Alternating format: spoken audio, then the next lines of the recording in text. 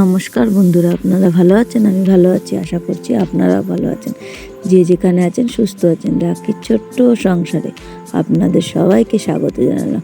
বন্ধুরা, যদি কোনো আওয়াজ এসে থাকে তোমরা কিন্তু ক্ষমা করে দিও অবশ্যই। আর মানিয়ে গুছিয়ে ভিডিওটা দেখো, যেহেতু আশেপাশে তো সবাই লোকজন আছে, কাকে বারণ করবো বলো, তোমরা তো জানো। আর ওদিকে ঠাকুমার বাড়ি চলে গেছিলাম শুভরাত্রি, ঠাকুমাকে ওষুধ দিতে। এটা না রবিবারের ভিডিও, রবিবার আর সোমবার দুদিনের ভিডিও মিলানো আছে। আর এই যে ঠাকুমা একটা কাঠি ভাজার সেই এগুলো দিয়েছিল, সেটা খেলাম, ওটা ডিজাইন করা ছিল বলে, তাই জন্য বন্ধুরা একটু দেখিয়ে নিলাম তোমাদের সঙ্গে। আসার সময় একটু বাজার করা হয়েছিল, লালন টিকা মাছ এনেছিল, মাছটা না কেটে দেয়নি, কাঁটাগুলো একটু কেটে দিয়েছিল, তারপর সকালবেলা কেটে নিয়েছি।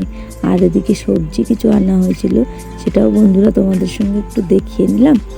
আর গিয়ে তারপরের দিন সকালবেলা গিয়ে তোমার করেছিলাম রুটি তরকারি ঘুগনি, সেইটাই বন্ধুরা, আর কিছু ভিডিওটা করিনি বেশি।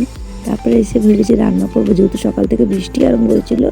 তারপরে গেলাম যে কাজে বাড়িতে কাজ করতে, তারপরে তো আরও জোরে বৃষ্টি আসলো। আসার পরে এতটা জল জমে গেছে যে বাড়ি আসার সময় হাঁটু সমান জল হয়ে গেছে।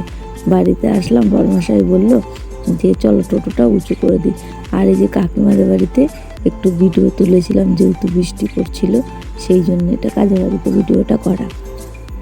তারপরে এসে টোটোটা তুলে তারপরে চলে আসলাম বন্ধুরা আপনাদের সামনে।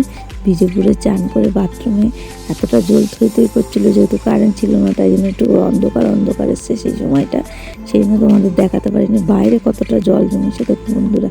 আর রাস্তায় তো প্রচণ্ড হাঁটু সমান জল জমেছিল, মানে মেন রাস্তায়। আমাদের বাড়ির সামনে তো বৃষ্টি হওয়ার পরে কমে গেছিলো অনেকটা জল। টাটা বন্ধুরা, ভালো থাকবেন, সুস্থ থাকবেন।